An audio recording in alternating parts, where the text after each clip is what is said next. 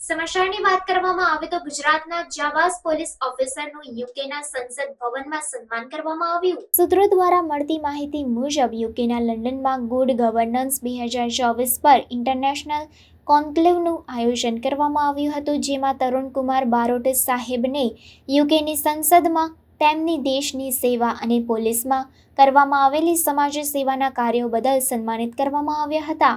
આ કોન્ક્લેવમાં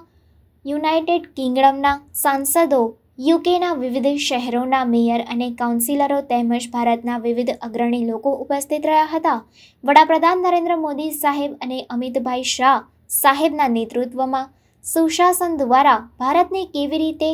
વિકસિત દેશોમાં સમાવી શકાય તે અંગે વડાપ્રધાન નરેન્દ્ર મોદી સાહેબના વિઝનની પ્રશંસા કરી હતી। એક ગુજરાતી પોલીસ ઓફિસર રાષ્ટ્રીય કક્ષાએ ઉમદાને બાહોશ સેવાઓ આપી પોતાના જીવનું ને પરિવારના જીવનું જોખમ ખેડી ગુજરાતને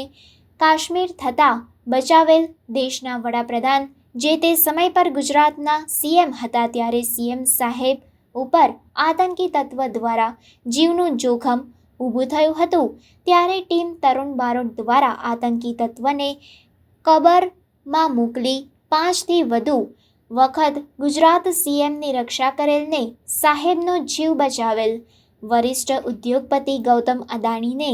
કિડનેપ કરવાનું સ્વપ્ન જોતા ખંડણીખોરોને ટૂંકા સમયગાળામાં પકડી જેલ હવાલે કરેલ ગુજરાતને મિની પાકિસ્તાન બનાવી દીધેલ કુખ્યાત બુટલેગર અબ્દુલ લતીફનો ખેલ ખતમ કરી ગુજરાતને આતંકમુક્ત કરેલ આ પ્રકારના અસંખ્ય આતંકી તત્વનો સફાયો કરી પોલીસ બેડાને એક નવો ટ્રેન્ડ આપનાર જાબાઝ પોલીસ ઓફિસર તરુણકુમાર બારોટનું યુકેની સંસદમાં સન્માન થાય એ દરેક ગુજરાતીને વિશ્વમાં વસતા હર કોઈ ભારતીયો માટે ખૂબ જ મોટા ગૌરવની વાત છે।